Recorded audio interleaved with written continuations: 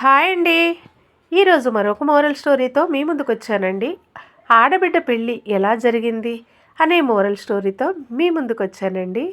దొంగరావిపాలెం అనేటటువంటి ఒక గ్రామంలో మాధవయ్య, నిర్మలమ్మ అనే భార్యాభర్తలు ఉన్నారు.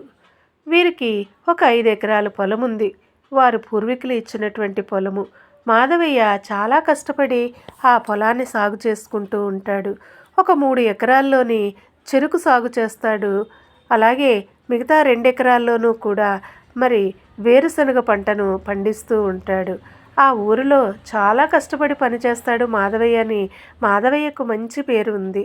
అయితే చాలా కాలం కూడా ఇలాగే పంటని సాగు చేస్తూ చెరుకు కొట్టిన తర్వాత అది షుగర్ ఫ్యాక్టరీలకి లారీల మీద ట్రాక్టర్ మీద తీసుకువెళుతూ ఈ విధంగా కొనసాగిస్తూ ఉంటాడు. అయితే కొంతకాలంగా ఒక కొరత ఉండిపోయింది మాధవయ్య జీవితంలో. ఆ కొరత ఏమిటి అంటే సంతానం ఉండదు. అన్నీ సక్రమంగా సంపాదించుకుంటూ ఉంటాడు. పూర్వీకులు కట్టించినటువంటి మంచి ఇల్లుంది, 5 ఎకరాల పొలం ఉంది, ఒక ట్రాక్టర్ ఉంది. ఆ ఊరిలో కూడా మంచి పేరున్న వ్యక్తి మాధవయ్య అంటే. భార్య చాలాసార్లు కూడా నిర్మలమ్మ ఎంతో బాధపడుతూ ఉంటుంది. ఆమె చెయ్యని పూజలు, వ్రతాలు, ప్రార్థనలు లేవు. అయితే ఒకరోజు చాలా చింతిస్తూ ఉంటుంది, నాకు బిడ్డలు లేరని. ఒకరోజు అనుకోకుండా ఆ ఊరిలో ఒక పేరంటం జరుగుతుంది. పేరంటానికి నిర్మలమ్మను కూడా పిలుస్తారు. పిలిచినప్పుడు సరే అని తను కూడా ముత్తైదువే కదా అని చెప్పి బయలుదేరి వెళుతుంది.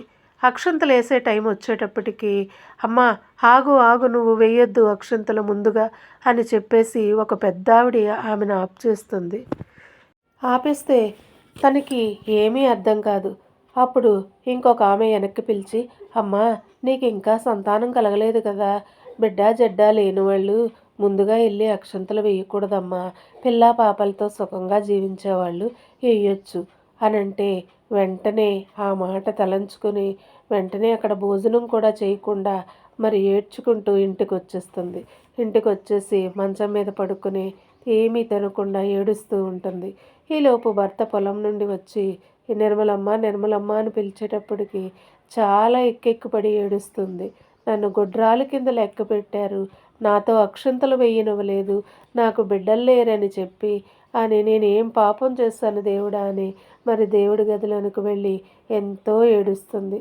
అంతలో ఒక భిక్షం ఎత్తుకునేటటువంటి ఒక భిక్షగాడు వచ్చి, అమ్మా ఆకలేస్తుంది, కొంచెం అన్నం పెట్టమ్మా, నేను భోజనం చేసి 4 రోజులైందమ్మా, చాలా ఆకలిగా ఉంది అనేటప్పటికీ ఆ పూజ గదిలో ఏడ్చేది నిర్మలమ్మ. బయటికి వెళ్ళి చూస్తే చాలా బికారిగా ఉన్న, గెడ్డం పెంచుకొని పిచ్చివాడిలాగున్న ఒక బిచ్చగాడిని చూసింది. ఆకలి అనగానే ఉండయ్యా ఇంట్లో ఏముందో చూస్తానని చెప్పి వెళ్ళి ఇంటిలోను తన భర్తకు వండిన కొంచెం అన్నంలో కొంచెం అన్నము, పప్పు, పచ్చడి ఆమె దగ్గర ఉన్నటువంటివి వేసి చక్కగా భోజనం పెడుతుంది. ఆ భోజనం తినేసిన తర్వాత ఆ బిచ్చగాడు అంటాడు, అమ్మా ఆ ఆకలిగా ఉన్న నా కడుపుని చల్లార్చావు, ఎంతో ఆకలితో నేను చాలా దూరం నుంచి వస్తున్నానమ్మా, నేను దేవుడు బహుగా దీవించాలని ఆశీర్వదిస్తున్నాను, నీకేం కొరతగా ఉందో నీ మనసులో కోరుకో, నీకు దేవుడు ఆ వరాన్ని ప్రసాదిస్తాడు అని అంటే ఏడుస్తూ, నాకు బిడ్డలు లేరయ్యా, బిడ్డలు లేరు, ఆ బిడ్డలు లేకపోవడంలో నేను బయటకు కూడా వెళ్ళలేకపోతున్నాను అని ఏడుస్తుంది. నువ్వు ధైర్యంగా ఉండు, ఆ దేవుడి మీద నిరీక్షణ ఉంచు, నువ్వు మరలా ఈ ఋతువు కల్లా చక్కటి బిడ్డనెత్తుకుంటావు అని చెప్పేసి తను వెళ్ళిపోతాడు. ఆ ముసలాయన వెళ్ళిపోతే అలాగే అన్నట్టుగానే తన పనులు తను చేసుకుంటూ ఉంటుంది నిర్మలమ్మ. తన భర్త పొలం చేసుకుంటూ ఉంటాడు. అంతేకాకుండా తనకి ఖాళీ సమయాల్లో ఆ ట్రాక్టర్ మీద ధాన్యం వేసుకుని ఆ ఊరిలో వాళ్ళకి కిరాయిలు తోలుతూ ఉంటాడు ఈ యొక్క మాధవయ్య. అనుకోకుండా తను నిర్మలమ్మ గర్భవతి అవుతుంది. గర్భవతి అవ్వడమే కాకుండా సంవత్సరం తిరగకుండా చక్కటి పండంటి ఆడబిడ్డను కనుక్కుంటుంది. ఆడబిడ్డకి గీత అని పేరు పెట్టుకుంటుంది. ఎంతో అల్లారు ముద్దుగా చూసుకుంటూ ఉంటారు భార్యాభర్తలు ఇద్దరు. లేక కలిగినటువంటి సంతానము 14 సంవత్సరాలకి పుట్టినటువంటి ఆ గీతని ఎంతో ప్రేమగా చూసుకుంటూ మరి పెరిగి పెద్దవుతూ ఉంటుంది. ఆ ఊరిలోనే బడిలో వేస్తారు. 10వ తరగతి వరకు ఆ ఊరిలో ఉన్నటువంటి బడిలో చదివిస్తారు. ఆ పై చదువులకి ఇంకా పట్నం పంపడం వారికి ఇష్టం లేక మరి పట్నంలోని సరిగా ఉండరు అనేసి అందుకని భయపడి తనకి ఏమీ తెలీదు, పల్లెటూరులో పుట్టి పెరిగిన అమ్మాయి అని చెప్పి పట్నం పంపడానికి భయపడతారు. ఇంతలో తను మరి యుక్త వయసు వచ్చేటప్పటికి మరి ఆ ఊరిలో ఉన్నటువంటి ఒక గొప్పింటి సంబంధం అడగడానికి ఇంటికొస్తారు. అయితే గొప్పవాళ్ళని పెళ్లి చేసుకోవడం చాలా సందేశిస్తారు. ఎందుకంటే మేము పేదవాళ్ళము, గొప్పింటి సంబంధం మా బిడ్డకి ఎందుకు, అసలు వాళ్ళు ఎలాంటి వాళ్ళు, మనల్ని పనివాళ్ళ కింద వాడుకుంటారేమో, ఇలా రకరకాల ఆలోచనలు తలెత్తుతాయి. అయితే మాధవయ్య అంటాడు, మేము అప్పుడే మీకు మాట ఇవ్వము కానండి, మాకు కొంత సమయం కావాలి అని అడిగినప్పుడు మీరు ఎంత సమయం కావాలో తీసుకోండి, కాకపోతే మీ బిడ్డ లక్షణంగా ఉంది, మా ఇంటి కోడలైతే బాగుంటుందని మేము ఆశపడుతూ ఉన్నాము అని చెప్పి వాళ్ళు చెప్తూ ఉంటారు. అయితే కొన్ని రోజులు గడిచిన తర్వాత ఈ మాధవయ్య వాళ్ళ ఊరికెళ్ళి మరి అన్నీ ఎంక్వైరీ చేసినప్పుడు తల్లిదండ్రులు చాలా మంచివాళ్ళు, ఒక్కగానొక్క కొడుకు కదా, ఆ కొడుకుని బాగా గారంగా పెంచుకున్నారు, ఆ కొడుకు పేరు రాహుల్ అని చెప్పేసి మరి కొంతమంది చెప్తారు. అయితే అన్నీ చూసి వస్తాడు. మంచి ఇల్లుంది, మరి అన్ని వసతులు కలిగినటువంటి మరి గొప్ప బిజినెస్లు కూడా వారికి ఉన్నాయి. అంతేకాకుండా మంచి మనసున్నటువంటి భార్యాభర్తలు వాళ్ళిద్దరూ కూడా రాహుల్ తల్లిదండ్రులు అని చెప్పి అందరూ కూడా చెప్తారు. చెప్తే ఈ విషయాలు తీసుకొచ్చి నిర్మలమ్మకు చెప్తాడు.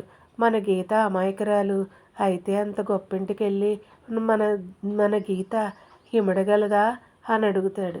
అంటే ఆ భగవంతుడు రాసి పెట్టుంటే మనం ఏమీ తప్పించలేమండి, ఆ భగవంతుడి రాత మీద ఆధారపడి ఉంటుంది, కొన్నాళ్ళు వెయిట్ చేద్దారి, ఇలాంటి విషయాలు మనం తొందరపడకూడదు అని భార్య చెప్తుంది.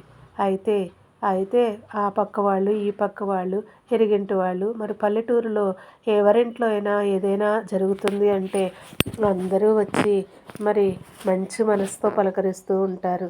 అప్పుడు నిర్మలోదన అని ఒక ఆవిడ వచ్చి అంటుంది, ఇలా గొప్పింటి సంబంధం కదా వచ్చిందంట కదా అందరూ చెప్పుకుంటున్నారు అంటే, అవునొదిన అంటే, అవునా, ఒకసారి ఆలోచించండి వదిన, మన బిడ్డ ఆ గొప్పింటికి వెళ్ళటం సంతోషమే, కానీ గొప్పింటి వాళ్ళకి అనేక వ్యసనాలు కూడా ఉంటాయి, మన బోటు వాళ్ళని చేసుకుంటే మరి అణిగి మణిగి ఉంటాము, అంతేకాకుండా ఇంట్లో పనివాళ్ళుగా పడి ఉంటామని కొంతమంది ఆలోచిస్తూ ఉంటారు.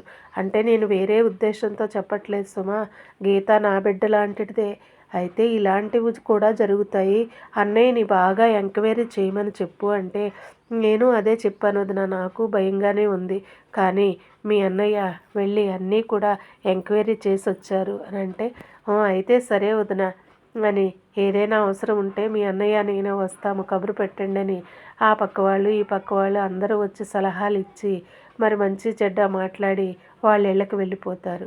అయితే మరి ఈలోపు మరి రాహుల్ తల్లిదండ్రులు వస్తారు. మరి పదే పదే అడగటము, మరి బిడ్డ కూడా ఒప్పుకోవడం వల్ల వివాహము చాలా ఘనంగా మంచిగా వివాహం జరుగుతుంది. జరిగిన తర్వాత అత్తవారింటికి పంపిస్తారు గీతని.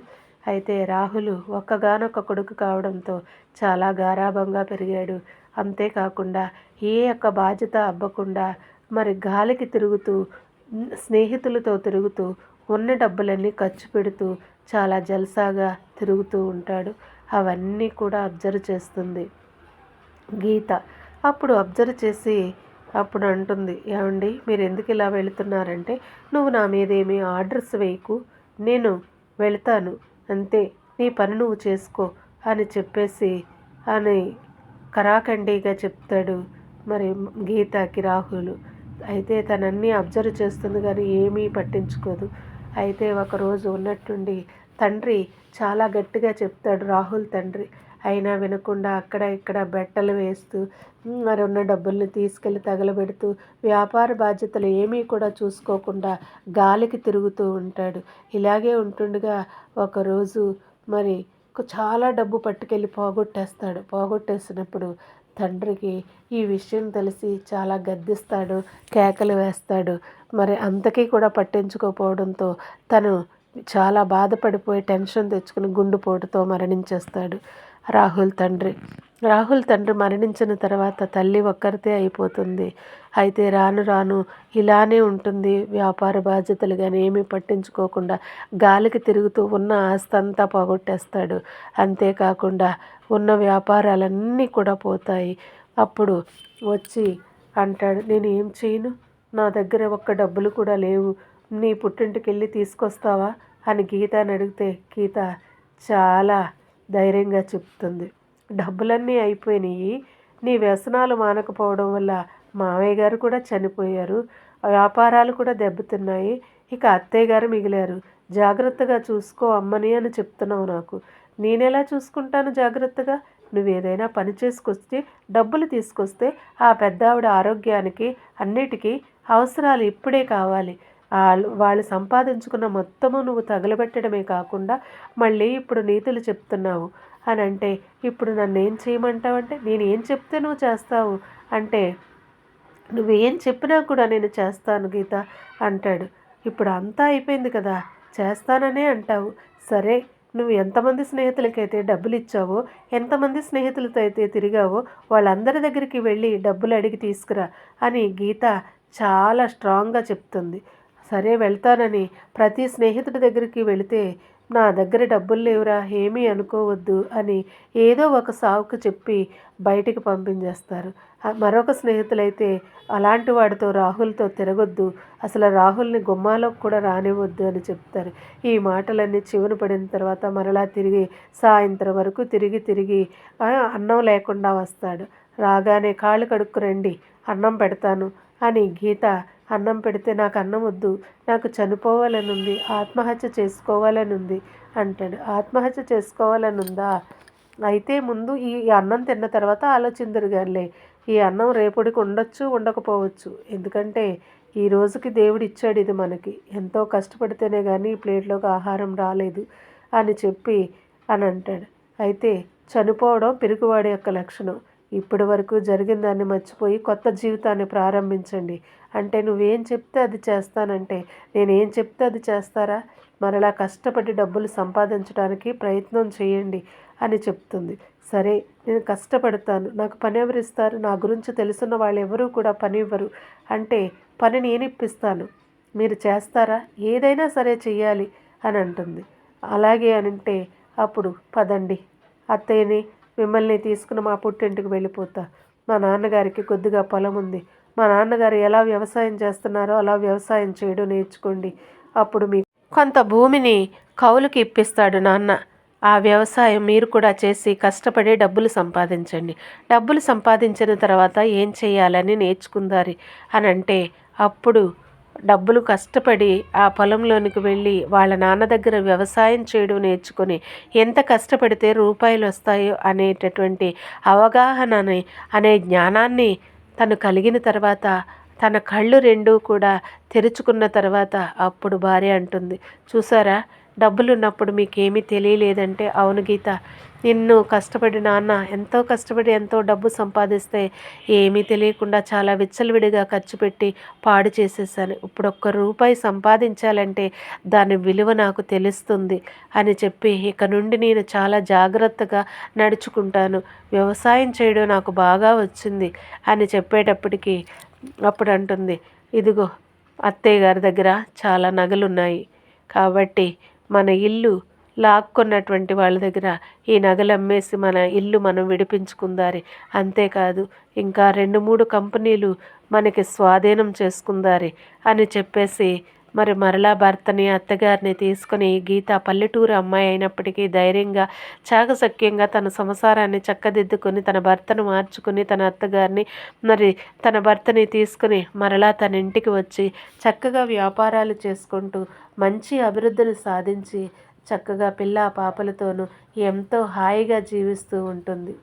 చూసారు కదండి ఈ స్టోరీ. మీకు ఎలా అనిపించిందో ఒక్కసారి మీరు కమెంట్ చేయండి.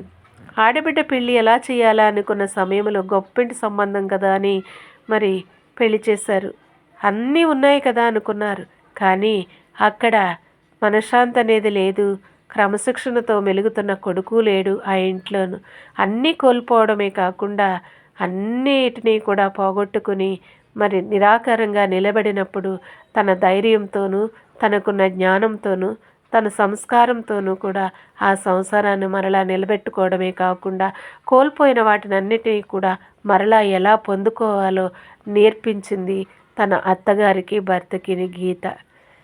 మీకు నచ్చినట్లయితే తప్పకుండా లైక్ చేయండి, షేర్ చేయండి, కమెంట్ చేయండి. Kadali vlogs motivational words, inspiring stories, moral values, moral stories, జీవిత సత్యాలు, సక్సెస్ టిప్స్, మరెన్నో మంచి విషయాలు చెప్తూ మీ ముందుకు వస్తూ ఉన్నానండి. తప్పకుండా ఆదరించండి.